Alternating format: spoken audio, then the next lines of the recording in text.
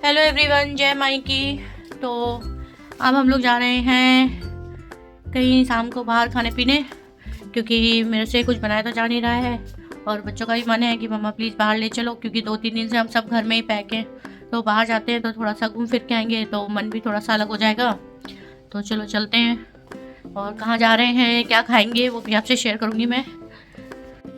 तो जब हम लोग घर से निकले तो कोई डिसाइड नहीं था कि हमें कहाँ जाना है, बस ये था कि कुछ खाने जाना है। बच्चे बोले मम्मी डोसा खाना है हमें, मैंने बच्चों से पूछा तो फिर हम लोग क्या है, तबीयत ख़राब थी तो ज़्यादा वैसे रेडी नहीं हुए थे। वैसे मैं मोस्टली डोसा खाने तो इंडियन कैफ़े हाउस ही जाती हूँ, मुझे वहीं का और मेरे बच्चों को भी वहीं का ही डोसा ज़्यादा पसंद आता है, जो कि बैजाताल पर है। पर फ़िलहाल हम लोग ऐसे ही थे तो हमने सोचा कहीं चलते हैं। तो एक जगह और है सिटी सेंटर पे, वहाँ पे भी हम लोग को बहुत अच्छा लगता है, जो कि वो ऐसे ही बाहर स्टॉल लगा के देता है।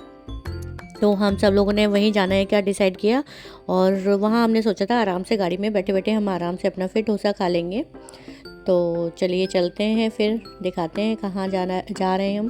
तो ये हम आ चुके थे सिटी सेंटर, यहाँ पे सभी लगते हैं बट हमें यहाँ का डोसा बहुत अच्छा लगता है।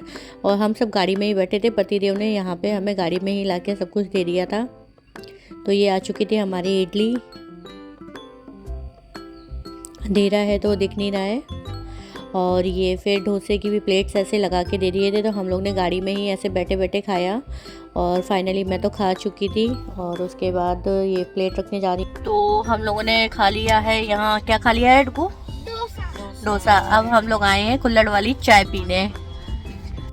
तो फाइनली हमारी चाय भी आ गई थी और हम चाय पीते पीते हम चल दिए अपने घर की तरफ। और ये देखिए बाहर तो इतना कोहरा हो रखा था कि रोड पे कुछ दिख ही नहीं रहा था, और अब मैं घर आ गई थी। और ये अब मेरी सुबह भी हो चुकी है, ये सुबह की है मेरी चाय। रात में मुझे फिर फीवर आ गया था और सुबह होते ही मैं उठ के सबसे पहले बाहर गई धूप देखने की, आज धूप निकली है कि नहीं, लग तो रहा था कि निकलेगी। और फिर उसके बाद मैंने थोड़ा मौसम देखा, फिर मैं अंदर आ गई। मैं यहाँ नहा के हो चुकी हूँ रेडी, और अब मैं जा रही हूँ छत पर कपड़े डालने, क्योंकि बाहर हल्की हल्की सी धूप तो नज़र आ रही है। तो चलो चलते हैं, पहले कपड़े फैला के आते हैं सारे। तो यहाँ मैं अपने सारे कपड़े लेके आ चुकी थी ऊपर छत पर, और मैंने इनको जल्दी जल्दी फैलाना स्टार्ट किया। हालांकि अभी धूप दिख तो नहीं रही थी, लेकिन ऐसा लग तो रहा था कि निकल आएगी। लेकिन धूप भी नहीं निकलेगी तो कोई बात नहीं, कपड़े तो सूख ही जाएंगे, क्योंकि आज बादल भी नहीं है और हवा भी चल रही है। और थोड़े बहुत जो बचेंगे उसको मैं फिर बाद में हीटर के सामने, रूम हीटर है उसके सामने रख के सुखा लूँगी, क्योंकि कपड़े तो आज सुखाना ही है, कुछ भी हो। बहुत सारे कपड़े हैं और पहनने के लिए कुछ बचे भी नहीं हैं। इतनी तेज़ बारिश से मेरा एक प्रॉफिट ज़रूर हुआ है कि मुझे छत नहीं साफ़ करनी पड़ी। मैं सोची थी एक दिन आके छत गंदी हो रही है तो उसको साफ़ कर दूँ, धुल दूँ पूरा, बट मुझे नहीं करना पड़ा। अपने आप ऑटोमेटिक पूरा साफ़ हो गई, पूरी सारा धुल के क्लीन हो चुका है मेरी छत। उसके बाद फिर मैं नीचे आई। नीचे मेरी पूरी, मैं खाना तो बना चुकी थी बट मेरी किचन मैंने क्लीन नहीं किया था। मैंने कहा पहले कपड़े फैला आती हूँ जिससे वो सूख जाएंगे, उसके बाद मैं ये नीचे आराम से करती रहूँगी, क्योंकि नीचे का काम का तो मुझे कोई इतना जल्दी नहीं था। बस अगर एक बार धूप चली गई तो फिर कपड़े फिर नहीं सूख पाते।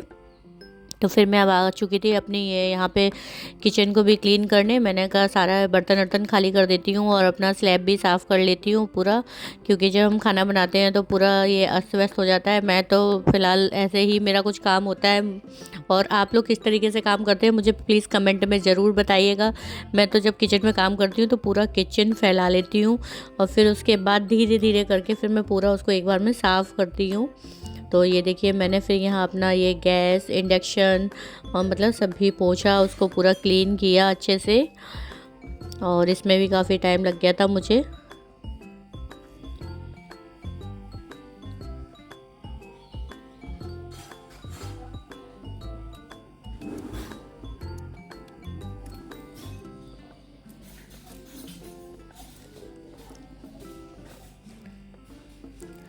उसके बाद जो धुले हुए बर्तन थे, जैसे कुछ क्रॉकरी वगैरह के सेट कफ अफ, तो वो भी मैंने जल्दी जल्दी इसमें लगा दिए। बाकी के जो बर्तन थे मैंने कहा इनको जब शाम को बाकी के बर्तन धुलूँगी तब बाकी के मैं दलिया में जो बर्तन रखे हैं उनको खाली करूँगी। तो मैंने यहाँ सारे बर्तन भी फिर सेट कर दिए हैं। और अब मैं आ चुकी थी यहाँ सुबह की तैयारी के लिए, क्योंकि बच्चे अभी 3-4 दिन से स्कूल नहीं जा रहे थे, उनकी तबीयत ख़राब थी इसलिए। तो मैं ये कुछ भिंडी रखी थी जो कि मैंने धुल के ऊपर रख दी थी किचन में, और मुझे बिल्कुल ध्यान भी नहीं था कि मैंने ये भिंडी भी रखी हुई हैं। तो जब अभी किचन सेट कर रही थी तो मुझे भिंडियाँ दिखी, तो फिर मैंने इनको जल्दी जल्दी काट के और मैंने सोचा इनको रख लेती हूँ ताकि मैं सुबह बच्चों के लंच के लिए इनको पैक कर सकूँ।